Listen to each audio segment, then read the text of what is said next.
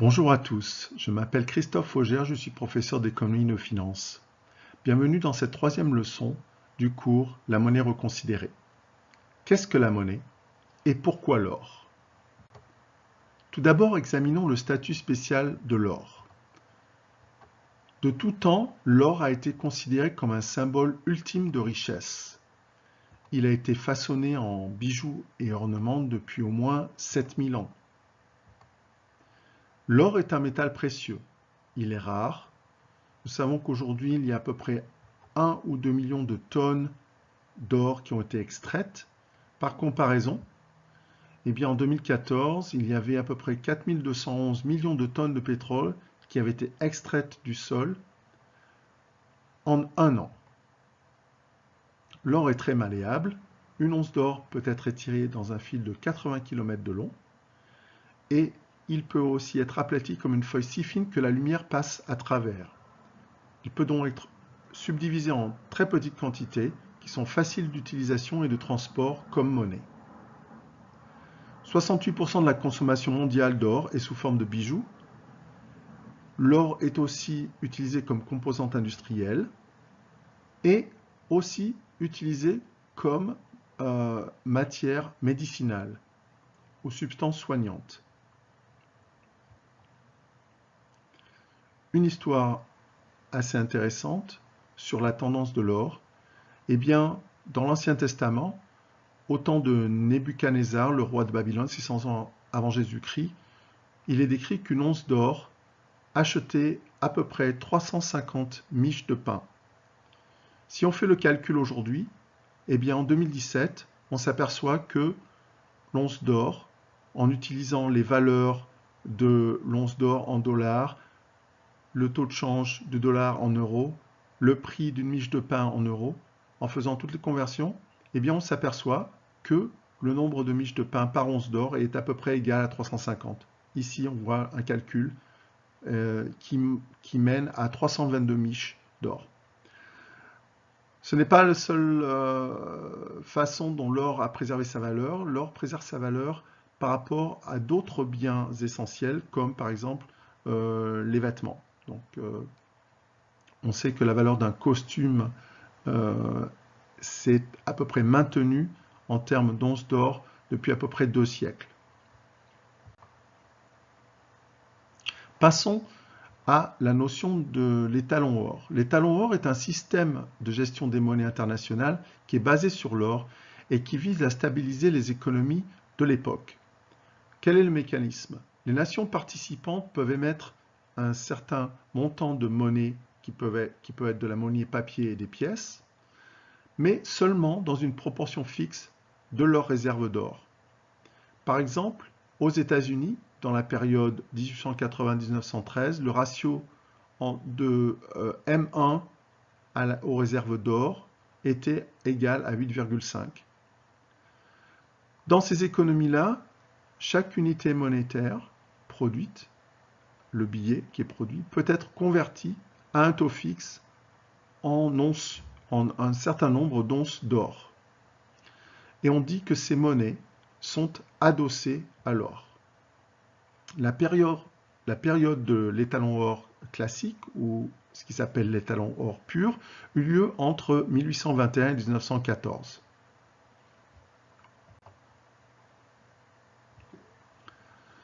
Si on regarde historiquement l'utilisation de l'or, on voit qu'avant 1800, même dans les civilisations antiques, on retrouve l'utilisation de l'or et de l'argent comme métaux précieux. 1800 devient une période charnière, mais un peu avant, en 1717, l'Angleterre adopte de facto un étalon or. De facto, cela veut dire que ce n'est pas officiel, mais de par la manipulation de la monnaie qui était faite à l'époque par Isaac Newton, le physicien célèbre, qui était responsable de l'impression de monnaie pour l'Angleterre, finalement, l'or chasse l'argent de l'économie et devient la monnaie sous-jacente. En 1792, aux États-Unis, la création du dollar est effective et le dollar est basé sur un système bimétallisme d'or et d'argent. En 1821, l'Angleterre est la première à adopter un étalon or de façon officielle. Et en 1870, nous avons le reste des pays européens ainsi que les États-Unis qui rejoignent ce système d'étalon or. Donc l'étalon or pur, le système d'étalon or pur, est entre 1821 et 1914. En 1934, les États-Unis cessent la convertibilité de la monnaie de dollar en or directement. Et en 1945, nous avons l'apparition de ce qu'on appelle le système de Bretton Woods. Et 1971, la fin de Bretton Woods avec l'initialisation d'un système moderne, de monnaie internationale qui sont maintenant des monnaies libres de fluctuer avec des taux de change qui sont libres et les monnaies ne sont plus basées sur l'or. Entre 1786 et 1971, la période, l'année où l'or finalement disparaît du système monétaire international comme étant la fondation de toutes les monnaies, eh bien nous avons plusieurs revalorisations successives de l'or à plusieurs intervalles.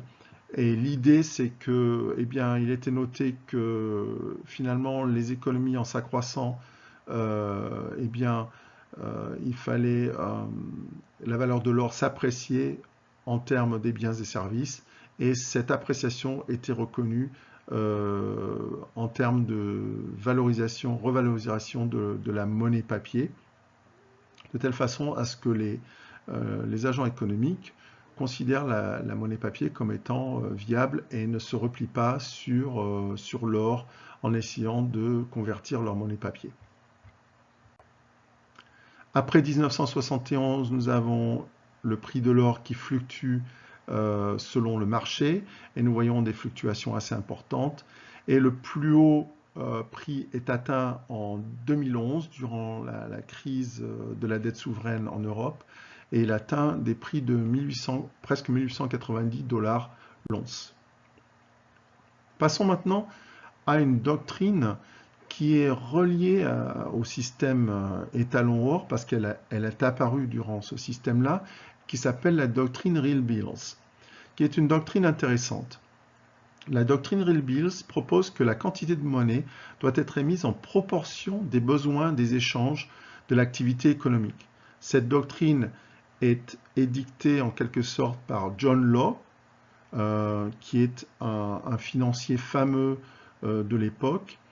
Et donc, cette doctrine dit que la quantité d'or doit suivre l'économie réelle, mais pas nécessairement en proportion fixe des réserves d'or.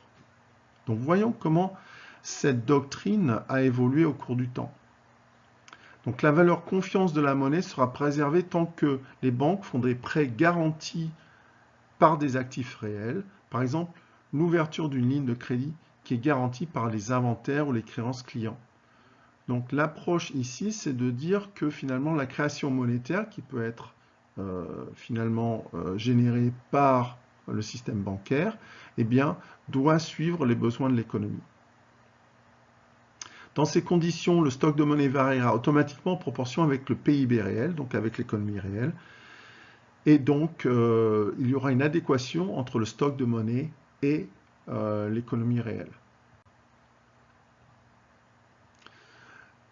Très tôt, à la fin du 19e et au début du 20e siècle, beaucoup d'économistes critiquent la doctrine Real Bills parce qu'il y a quelques petites erreurs logiques. Par exemple, si les besoins de financement de l'économie s'expriment en termes nominaux, c'est-à-dire en termes, on va dire, monétaires et non pas en termes réels, eh bien, un accroissement des coûts de production un accroissement des besoins, des matériaux, des coûts de matières premières, fait que eh bien, les investisseurs, les entreprises, vont vouloir financer les mêmes investissements à un coût plus élevé, ce qui va faire que ces emprunts eh bien, vont avoir une valeur plus élevée et donc qui vont générer une demande accrue de biens et services à ces prix plus élevés et donc engendrer une spirale inflationniste. Donc, la doctrine Real Bills ne semble pas pouvoir stabiliser les périodes d'inflation, mais au contraire, en quelque sorte, alimenter les spirales inflationnistes. On oublie aussi peut-être l'aspect des crédits à la consommation parce que ces logiques sont basées plutôt sur des crédits à l'entrepreneuriat, des crédits aux entreprises. Et une autre critique, c'est que quand les banques eh bien, ont des marges de bénéfices importantes, eh bien, elles seront tentées de continuer à prêter. Bien entendu, elles ne peuvent pas prêter si les gens ne veulent pas emprunter, mais en même temps, on a vu et on verra des périodes de bulles spéculatives dans lesquelles les banques eh bien, continuent à prêter et ces bulles spéculatives sont bien entendu déconnectées de l'économie réelle. Mais voyons tout de même comment est-ce que la doctrine Real Bills, finalement, correspond potentiellement à ce qui se passe dans nos économies actuelles, dans le long terme et dans des économies monétaires qui ne sont pas basées sur l'or. Mais donc voyons cette logique. Donc, quand nous regardons la théorie Real Bills, dans le contexte d'une autre théorie qui s'appelle la théorie quantitative de la monnaie. La théorie quantitative de la monnaie est une théorie classique monétaire qui a été élaborée par Irving Fisher et Milton Friedman. Irving Fisher au début du XXe siècle et Milton Friedman dans les années 40 et 50. Donc la théorie dit que eh bien, nous avons cette fameuse équation MV égale PY, avec M qui représente la masse monétaire, V qui représente la vélocité de la monnaie, et la vélocité de la monnaie est l'équivalent en quelque sorte à la vitesse de circulation de la monnaie dans l'économie. P représente un indice des prix, donc un indice de l'inflation, et Y représente le PIB réel. Pour fixer les idées, regardons ce qu'une vitesse de circulation veut dire. Partons d'un billet de banque qui est dans votre possession et que vous utilisez pour aller acheter du pain. Donc vous allez acheter du pain. Bien sûr, ce billet circule parce qu'il passe dans les mains du boulanger qui lui va aller acheter un marteau et donc ce billet passe dans les mains d'un quincaillier qui ensuite lui le dépense à la librairie, qui ensuite le libraire le dépense chez l'épicier, ainsi de suite. On voit que ce billet circule et permet plus d'achats que la valeur de ce billet lui-même.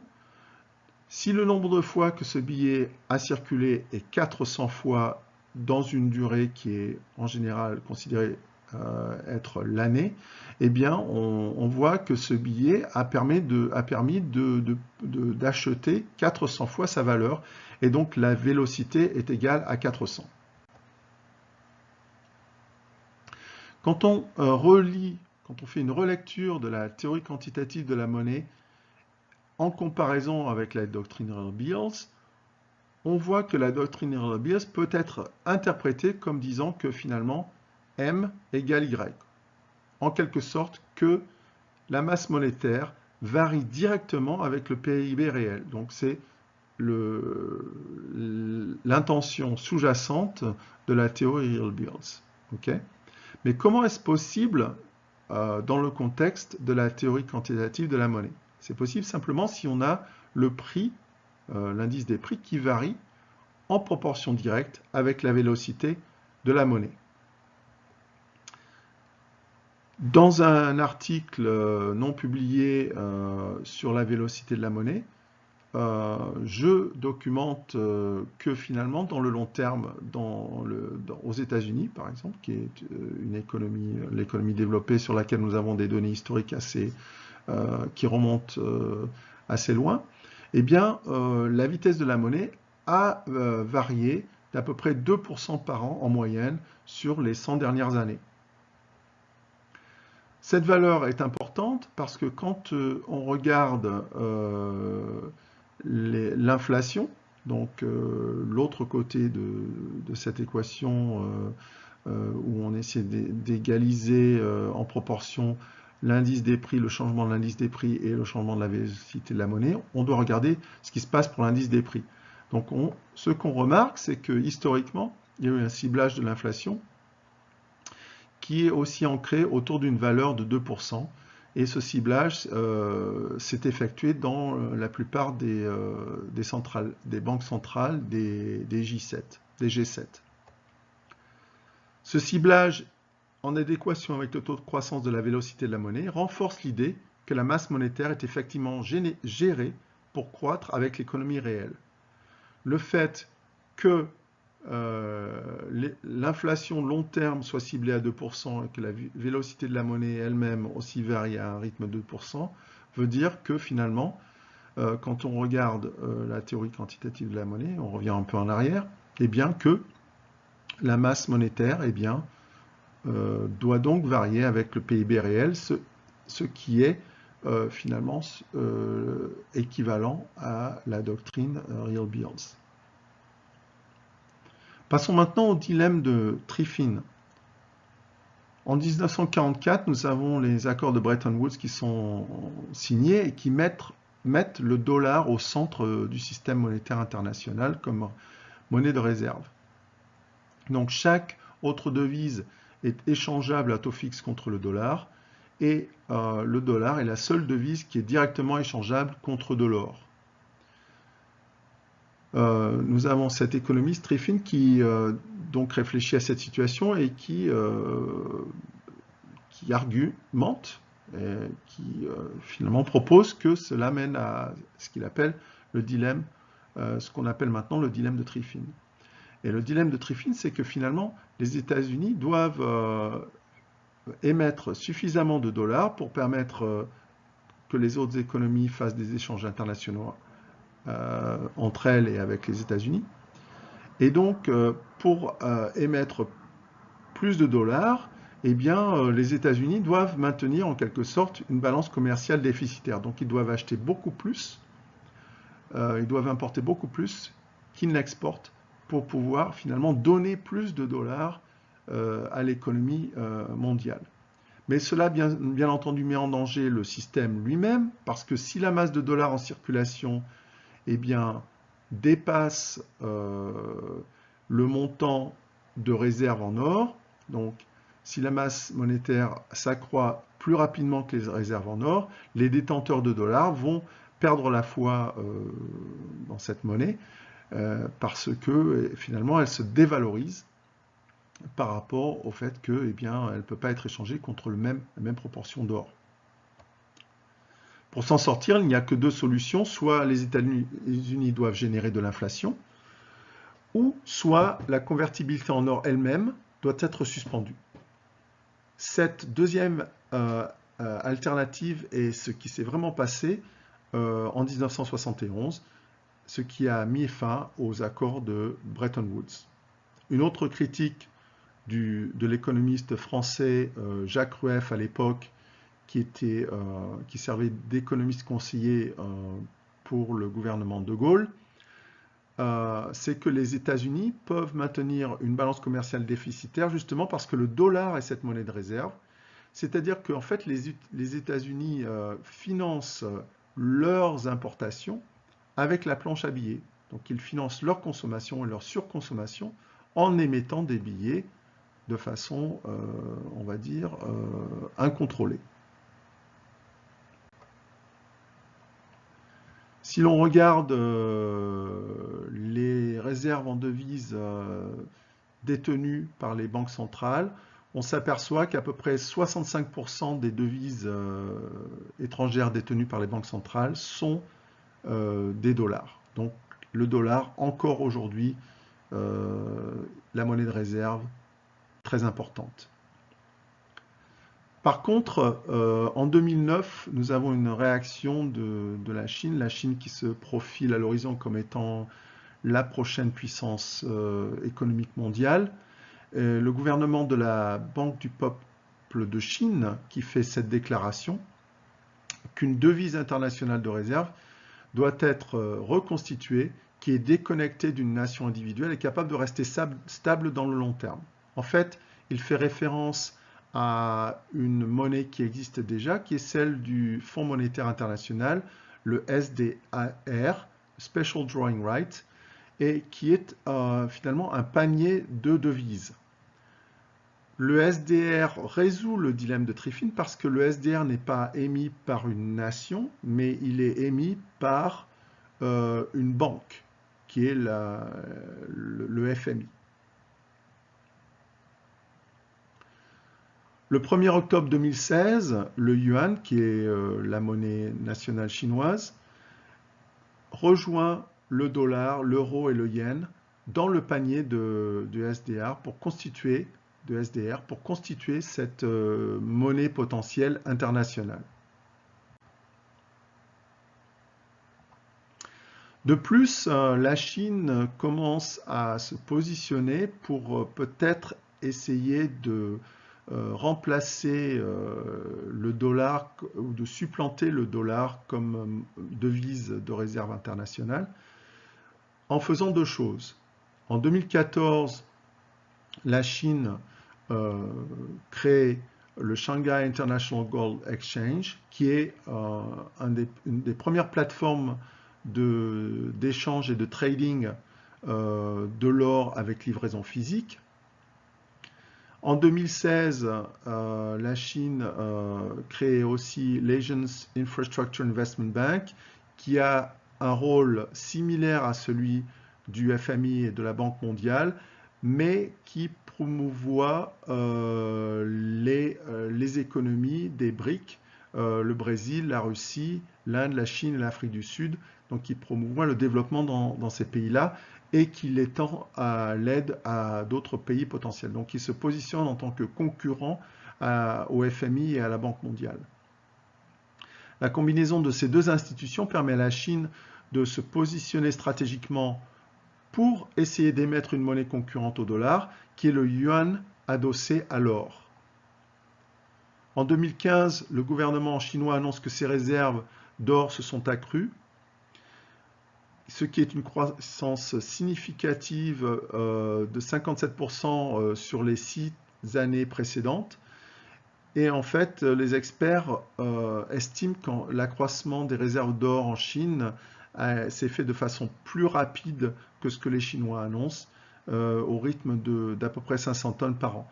Ce qui veut dire que les Chinois sont en train d'essayer de se positionner pour vraiment essayer d'émettre cette nouvelle monnaie en laquelle les agents économiques internationaux auront confiance si cette monnaie est adossée à l'or, alors que aujourd'hui le dollar n'est pas adossé à l'or du tout et donc est basé sur cette notion de confiance.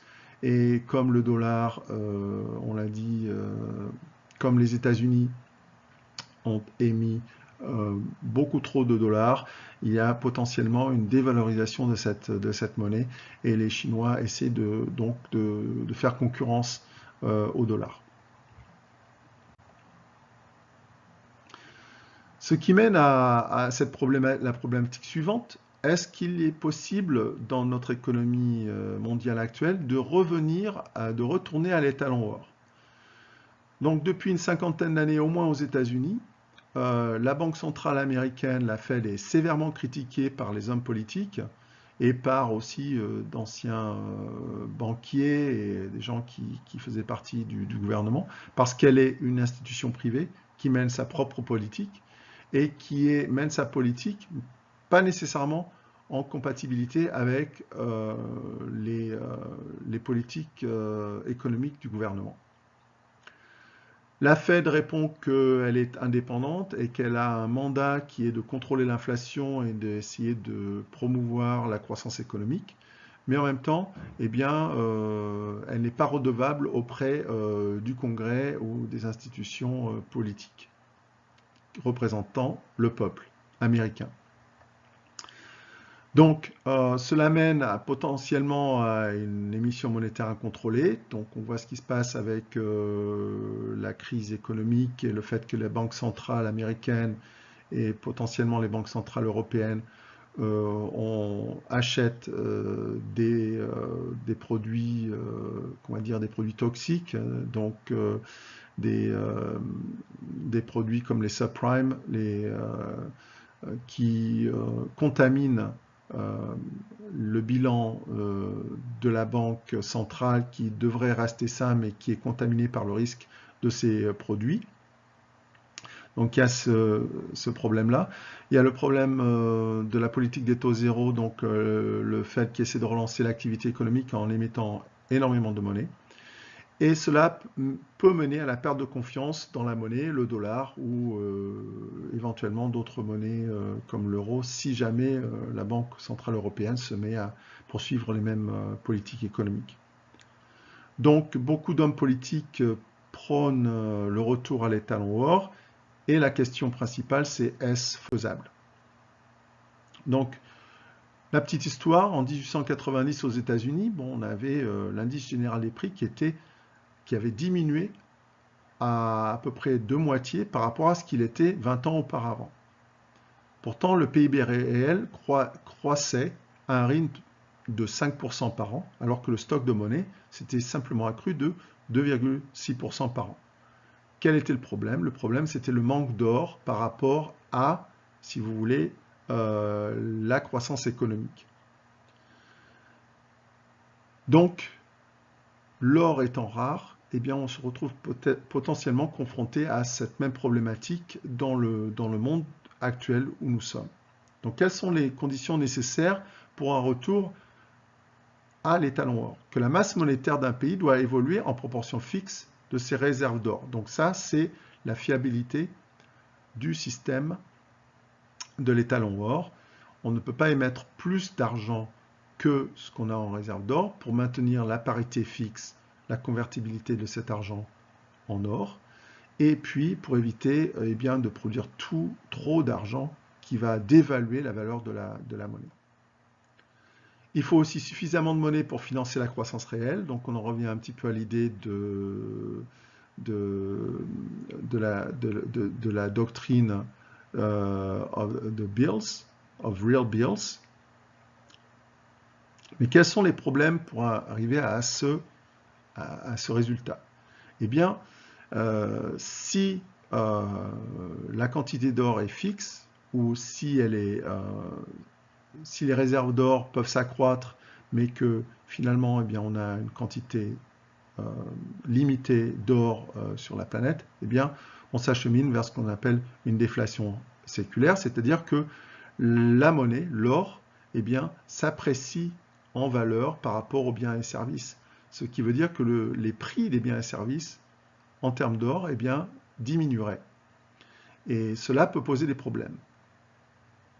Donc, les deux économistes, Alkeson et Keogh, en 2004, font la différence entre ce qu'ils appellent la bonne déflation versus la mauvaise déflation.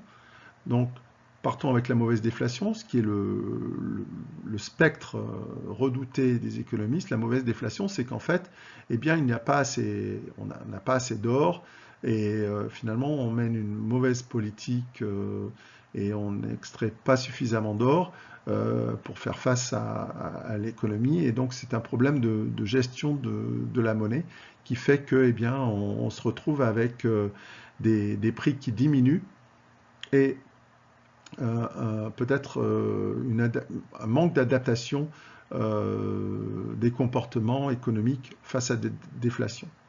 Par contre, ce qu'ils appellent la bonne déflation, c'est le fait que eh bien, les prix des biens et services peuvent diminuer en termes d'or, non pas parce que l'or est insuffisant, la quantité d'or est insuffisante, mais c'est parce que finalement on a du progrès technique, la qualité des biens et services s'améliorent au cours du temps, et donc c'est une baisse de prix qui est due simplement au fait que, eh bien, on produit de meilleures choses à moindre prix et à moindre coût. Donc ils appellent ça la bonne déflation. Le rôle des anticipations est crucial pour vivre dans un environnement déflationniste. On va parler du Japon depuis la fin des années 80, qui vit perpétuellement dans un environnement déflationniste. Si les agents économiques sont capables d'anticiper un taux de déflation, c'est-à-dire un taux de décroissance des prix, à ce moment-là, les entreprises qui vendent leurs biens à des prix qui chutent, si elles sont capables de diminuer les charges salariales dans la même proportion, finalement, tout le monde s'y retrouve. Alors, il est très difficile pour les travailleurs, pour les employés, de vouloir accepter ces baisses de salaire, bien que, en termes réels, ils peuvent quand même acheter les mêmes quantités de biens, puisque les prix des biens diminuent et leur salaire diminue, mais ils peuvent quand même, leur pouvoir d'achat est maintenu. Voilà. Il peut aussi se faire qu'il y ait une fuite de la conversion de monnaie papier vers l'or en période de crise. Donc ça, c'est un risque aussi à prendre. Et puis, nous avons aussi, finalement, des monnaies alternatives qui sont en train d'être créées, comme les monnaies électroniques, comme le Bitcoin. Est-ce que ceci va faire concurrence à l'or, ou est-ce que ces monnaies électroniques vont intégrer cette caractéristique d'être adossées à l'or? Donc, c'est un autre problème.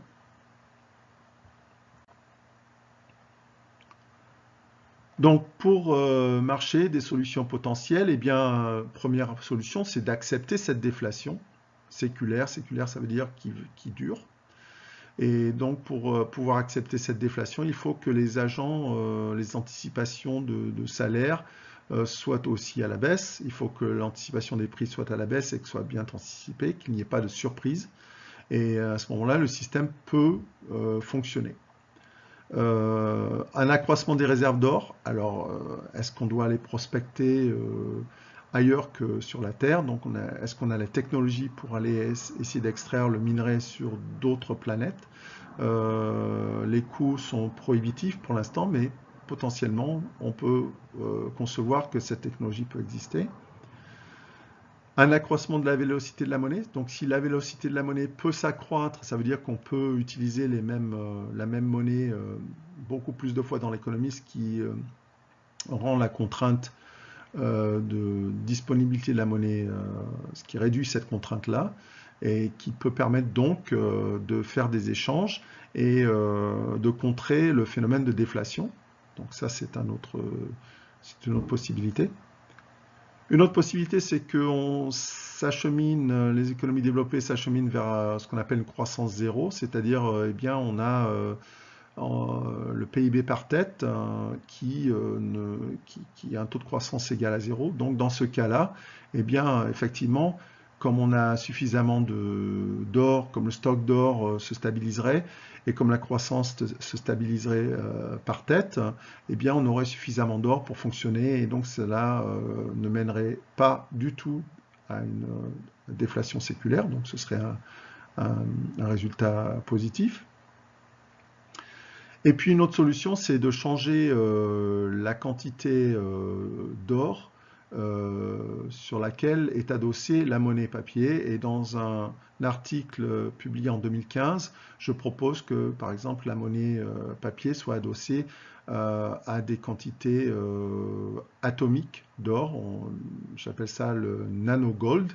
Et à ce moment-là, ça permet de repousser finalement l'échéance de la déflation séculaire à une période vraiment très loin dans l'avenir. Donc, je vous remercie de votre attention.